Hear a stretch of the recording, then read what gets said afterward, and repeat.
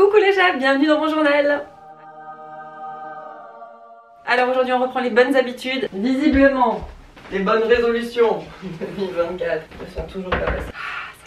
Bon, j'espère que vous allez bien. Je vais commencer déjà par vous souhaiter tout le meilleur pour cette année 2024. Je vous souhaite plein de bonheur, de l'amour, la santé, le succès, comme d'habitude. Enfin vraiment, faites les choses qui vous semblent justes, qui vous procurent du bonheur, qui vous procurent du plaisir. Et voilà, soyez en accord avec vos valeurs, avec ce que vous avez envie de faire. Essayez d'accomplir vos rêves le maximum. Enfin voilà, je sais que c'est toujours facile à dire et difficile à faire parce que des fois on a des expectations qui sont vraiment très élevées. Et ben peut-être essayons de nous mettre des expectations un peu moins élevées, mais de les atteindre. Parce que c'est important d'atteindre des objectifs, c'est important d'accomplir des choses qu'on s'est fixées, mais parfois on les fixe un petit peu trop haut. Donc moi cette année j'ai décidé de me fixer des choses un peu moins dans les étoiles, un peu plus à ma portée. Comme ça je vais vraiment essayer d'y arriver et je sais que ça va me faire du bien, que je vais me sentir bien quand j'arriverai à atteindre certains de mes objectifs. Voilà. Bon je vais revenir un petit peu sur ces dernières semaines parce que j'ai un petit peu lâché le journal étant donné que c'était les vacances. Les enfants étaient en vacances pendant 3 semaines. On est parti pendant 2 semaines aux États-Unis, en Californie, pour fêter Noël en famille là-bas. C'était vraiment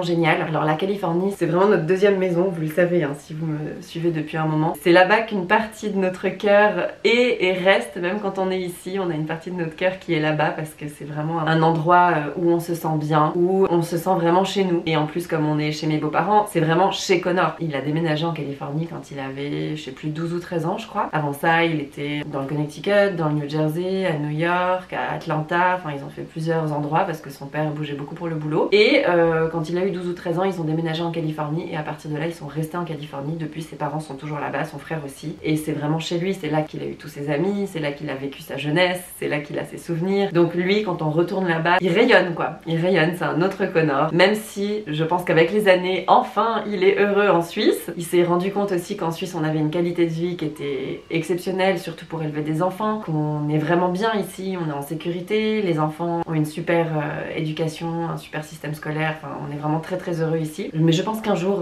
on y retournera, c'est une question qui revient assez régulièrement. Je pense qu'un jour il y a de fortes chances qu'on habite en Californie parce que c'est une région qui est faite pour nous. On verra, l'avenir nous le dira. Pour le moment c'est pas du tout au programme. On a prévu de rester en Suisse en tout cas ces prochaines années quoi. Et concernant les enfants, tous les deux, parce que Charlize ne peut pas encore parler bien sûr, mais en tout cas Axel et Léo nous disent régulièrement qu'ils aimeraient trop habiter en Californie, ou du moins qu'ils aimeraient que grand-papa et grand-maman soient avec nous, alors que ce soit en Suisse ou en Californie. Je pense que pour eux c'est plus la famille qui les importe, plus que l'endroit. Après ils ont toujours énormément de plaisir à aller en Californie. Mais voilà, je pense que si mes beaux-parents étaient ici, ça serait totalement différent aussi. Ils se sentiraient complètement au complet ici.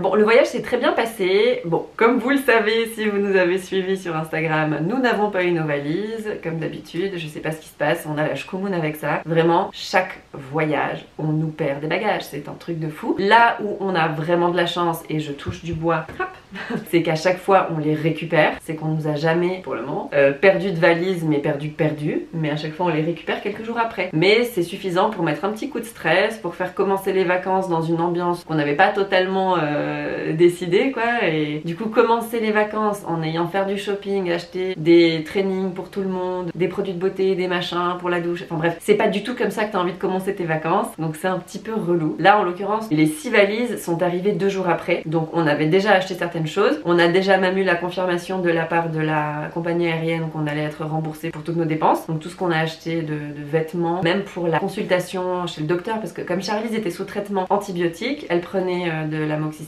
Donc on avait sa bouteille qu'on avait avec nous dans l'avion et on en avait une deuxième en soute. En fait je sais pas si c'est pareil chez vous, en tout cas en Suisse on nous donne les antibiotiques pour enfants dans une bouteille, c'est que de la poudre et tu dois faire toi le mélange avec de l'eau pour avoir ton espèce de sirop là. Alors pour la première il nous l'avait fait directement à la pharmacie et pour la seconde bouteille, parce qu'elle devait continuer son traitement, il nous avait donné juste la poudre et c'était à nous de faire le mélange une fois qu'on arrivait en Californie. Et comme on n'avait pas nos bagages, du coup on a dû aller à l'Urgent Care, Kids Urgent Care. C'est pas les urgences parce que il n'y a rien d'urgent, mais c'est l'endroit où tu vas consulter quand c'est le week-end ou quand ton docteur est en vacances ou quand t'as pas accès à ton docteur. Donc on est allé, on a expliqué le souci, qu'on n'avait pas nos valises, qu'elle était sous traitement, machin, qu'elle avait double otite et bronchiolite, donc ils ont recontrôlé tout ça. Donc du coup on a dû payer la consultation, c'était genre genre 120 $, un truc comme ça. Et on a dû repayer les antibiotiques. Donc on a aussi eu la confirmation de la part de la compagnie aérienne que ça allait nous être remboursé. Ce qui est assez exceptionnel, hein, parce que je vous avoue qu'à chaque fois, et Dieu sait que ça nous arrive souvent, à chaque fois qu'on nous perd nos valises et qu'on doit acheter des trucs, on doit se battre pendant genre 6 mois, on doit passer des heures au téléphone pour justifier les dépenses pour qu'on se les fasse rembourser. Alors que légalement c'est comme ça, ils doivent te rembourser l'équivalent d'un montant qui est déterminé en fonction du contrat que tu as avec ta compagnie aérienne, bref. En tout cas cette fois on n'a pas eu à se battre, donc ça c'est cool, c'est une petite victoire. 2024 ça commence bien, on est assez content. Mais bref, tout ça pour dire qu'on est arrivé sans nos valises et sinon à part ça le voyage s'est très bien déroulé. Charlize a été hyper chou, mais comme on voyageait 2 jours, elle a très peu dormi, elle était toute excitée par tout ce qui se passait dans l'avion, les bruits, les odeurs, les machins. Enfin, vous imaginez, pour un bébé, c'est très stimulant. Du coup, on s'est relayé avec Connor pour marcher avec elle. Elle s'est fait pote avec toutes les hôtesses, tous les stewards. Tout le monde l'a trouvée trop chou, trop gentille. Ah, elle est si gentille, elle est souriante, elle pleure pas, elle est adorable. Enfin voilà, elle était adorable. Simplement réveillée sur un trajet de 12 heures, c'est quand même assez long. Je pense qu'on a dormi environ 2 heures. Elle a dormi sur moi pendant 2 heures parce qu'on n'avait pas le petit lit. Pourtant, on l'avait réservé, mais je ne sais pas pourquoi on n'en avait pas. En fait, tu dois faire ta réservation. Donc on avait réservé les sièges qui étaient vraiment devant, où il y a la possibilité de mettre les petits lits. Mais 48 heures avant, apparemment, tu dois reconfirmer pour qu'ils chargent dans l'avion les petits lits. Parce que là, en l'occurrence, on avait le truc devant nous, mais il n'y avait pas de petits lits qui étaient chargés dans l'avion. Parce qu'ils chargent vraiment uniquement ce qu'ils doivent charger, parce qu'ils essayent de voler le moins lourd possible, évidemment. Il y a déjà tous les bagages, tous les passagers, etc. Donc tout ce qui n'est pas utile, ils ne le chargent pas. Donc s'il n'y a pas de bébé, s'il n'y a pas de demande de petits lits, ils ne chargent pas les petits lits. Et c'est ce qui nous est arrivé, ce qui fait qu'elle a dormi sur moi, ce qui fait que moi je n'ai pas dormi, mais ça s'est bien passé. Ensuite ça a été compliqué au niveau du décalage horaire en arrivant là-bas. Bon, pour les garçons c'était très vite réglé, hein. Franchement ils ont été dedans en 2-3 jours comme d'hab, c'est assez facile. En plus quand on est là-bas il y a du monde, enfin il y a mes beaux-parents, là en l'occurrence il y avait que mes beaux-parents, jusqu'au 26 on était vraiment juste entre nous, puis après il y a plein de monde qui ont commencé à arriver. Mais voilà, il y a du monde pour s'occuper d'eux, pour jouer avec eux. C'est pas comme quand on rentre ici où on est juste nous les 5 et c'est à Connor et moi de tout gérer. Donc ça c'était cool. Par contre Charlize elle a mis vraiment très longtemps à se mettre dans le bain, et même une fois qu'elle s'est mise dans le bain ou qu'elle avait bien capté le jour la nuit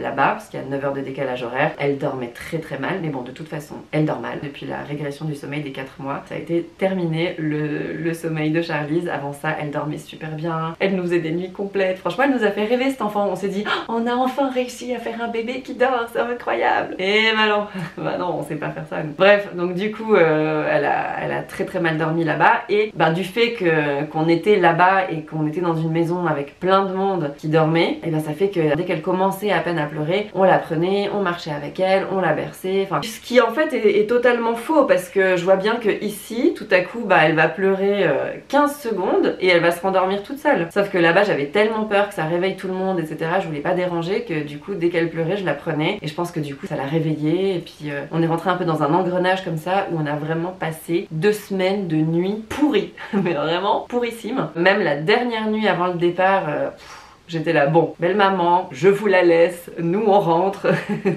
C'était une blague évidemment. Mais voilà, pour dire que c'était chaud quoi, c'était vraiment chaud, on a vraiment très peu dormi. Mais à part le sommeil, on a passé des super vacances, c'était hyper cool, on n'a pas fait grand chose, on n'a pas trop bougé, on a vraiment profité d'être tous les uns avec les autres. En plus il y a mon papa qui est venu cette année, ça faisait longtemps qu'il n'était pas venu. La dernière fois, Axel était nouveau-né, il venait de naître, c'était le Noël où Axel avait 4 mois, ouais. C'était la dernière fois qu'il était venu passer les fêtes avec nous là-bas. Et là il est venu avec sa copine, ils sont venus tous les deux, ils sont arrivés le 28 et ils sont restés jusqu'au 3 avec nous. Et après ils sont partis ailleurs en Californie parce qu'elle a de la famille de cœur là-bas. Et là ils y sont encore d'ailleurs, la semaine prochaine ils vont à la Nouvelle-Orléans, et après ils vont aller en Floride voir mes cousins, les cousins de mon père. En fait c'est une histoire trop rigolote. La sœur de ma grand-mère partait à New York pour devenir jeune fille au pair, pour apprendre l'anglais. Et sur le bateau, elle a rencontré un Italien et ils sont tombés follement amoureux. Elle n'est jamais rentrée en Valais. Elle a quitté son Valais natal pour aller apprendre l'anglais à New York et devenir jeune fille au pair, et elle n'est jamais rentrée. Elle s'est mariée, elle a eu 3 enfants. Donc j'ai 3 cousins, enfin des grands cousins, des cousins de mon père, qui habitent aux États-Unis. Donc 2 qui ont habité pendant très longtemps à Brooklyn,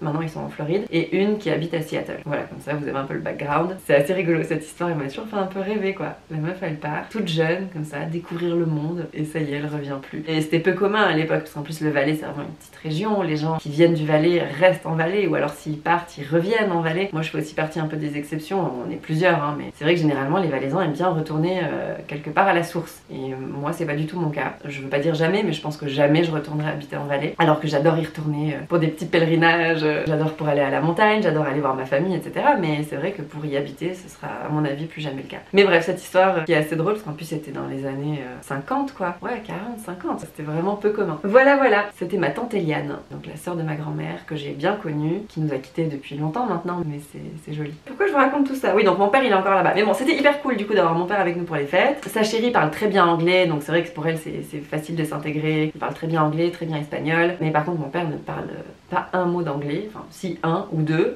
Bon, c'est pas un gars qui parle beaucoup de base de toute façon, mais là encore moins, il est beaucoup là à écouter, il essaie de capter quelques mots par-ci par-là, de comprendre un peu le contexte, mais du coup bah on essayait un maximum de lui expliquer ce qui se passait, mais c'est difficile, surtout que là on était beaucoup, les parents de Connor. Il y avait son frère et sa copine, il y avait sa cousine et son fils, qui avait 2 ans et demi, trop chou, que j'avais déjà vu, mais oh, il avait tellement grandi, c'était adorable. Le petit frère de Cathy, donc l'oncle de Connor, avec sa femme, avec son plus jeune fils, avec son grand-fils, qui était là avec sa femme, et leur fils d'1 an, donc 12 personnes. Mon père et Sylvia, 14, Connor, moi, les enfants. On était 19.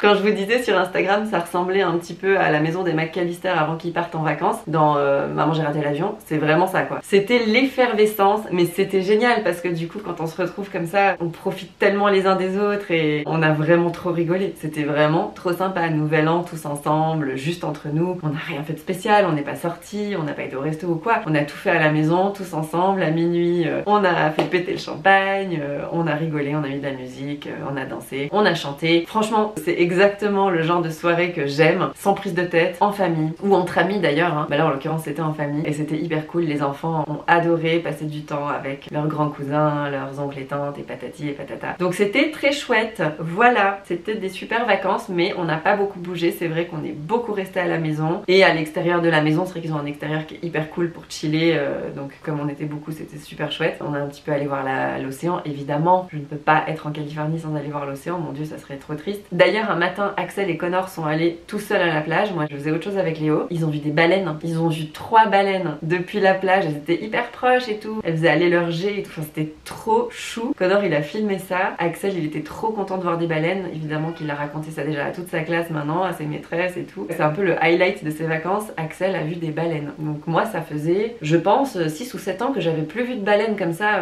en Californie depuis la côte. Donc trop beau. C'était un cadeau quoi, un vrai cadeau. Et puis voilà, ensuite tout le monde gentiment est reparti le 2, le 3. Et nous, on reprenait l'avion le 5. Donc on avait finalement juste le 4 qui nous restait entre nous de nouveau, juste avec les parents de Connor et nous 5, où on a profité d'être ensemble, de se dire au revoir, faire les valises évidemment, chose que j'adore. Mais voilà. Et ensuite le départ, toujours plein d'émotions. Les enfants ont pleuré tous les deux. Je dis les enfants, je parle surtout des garçons parce que c'est vrai que Charlize, elle peut pas encore exprimer ce genre de choses. Mais c'est vrai que Léo et Axel étaient vraiment tristes de quitter leurs grands-parents. Ils avaient pas du tout envie de les quitter. Plus que quitter la Californie parce qu'ils étaient assez contents quand même de rentrer en Suisse. Mais ils voulaient pas quitter leurs grands-parents, donc c'était triste, c'était trop triste quoi. C'est toujours le cas que je pense, tous ceux qui ont de la famille loin comprendront ce que je raconte là. Mais c'est vrai que c'est toujours des moments qui sont hyper émotionnels. Et c'est vraiment l'ascenseur émotionnel parce qu'on vit des choses incroyables, on est très connectés tous ensemble et tout à coup c'est la séparation, c'est assez brutal, surtout après avoir passé 2 semaines collés serrés comme ça les uns avec les autres. Mais bon, on va se revoir bientôt. Normalement mes beaux-parents devraient venir en mai pour l'anniversaire de Charlize, pour son premier anniversaire, donc voilà, on se réjouit de les voir à ce moment là. Et puis nous, je sais pas quand on retournera. Alors moi quand je suis rentrée, j'ai dit à Connor plus jamais, j'ai dit c'est terminé, on ne va plus en Californie au moins pendant 1 ou 2 ans parce que là...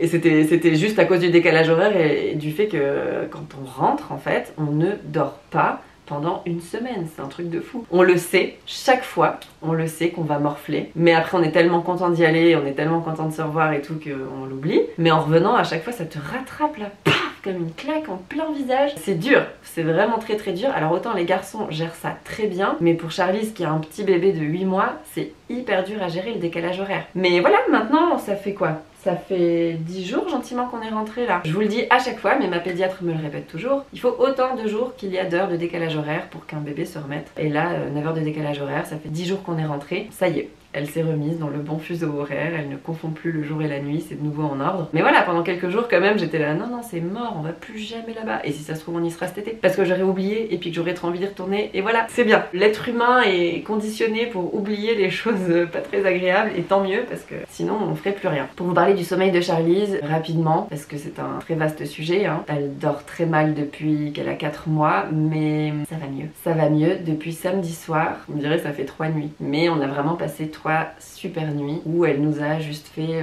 un réveil au milieu de la nuit pour manger, quoi. Donc c'est le truc inespéré, ça n'était plus arrivé justement depuis qu'elle avait 4 mois. On croise les doigts, on espère que ça continue sur cette belle lancée. Je vous en dirai plus quand j'aurai un peu plus de recul, parce que là c'est pas vraiment très explicite de vous parler de 3 nuits uniquement. Je vais laisser macérer tout ça, je vais laisser infuser, parce que je lui ai fait faire un soin et je pense que ça a bien fonctionné. En tout cas pour le moment je trouve que ça a bien fonctionné, je suis très contente. Mais voilà, je veux pas trop en parler parce que je veux pas me porter la poisse, puis voilà.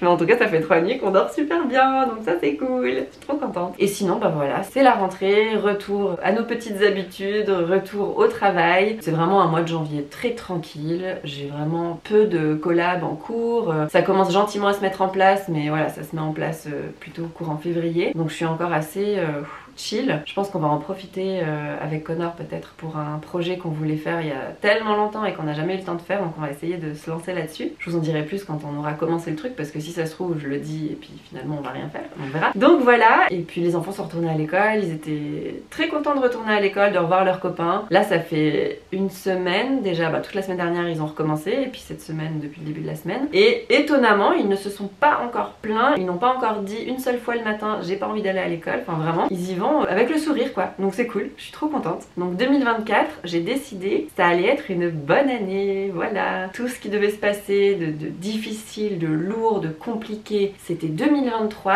et 2022. Là, 2024, on rise, on va riser, on va s'élever, on va aller bien, on va faire en sorte que ce soit une très très belle année et on va aller toucher les étoiles. Qu'est-ce que c'est cucu ce que je dis, on s'en fout. Allez, cette fois, je vous laisse, je vous souhaite une très très belle journée et à la semaine prochaine pour une nouvelle vidéo. Bye!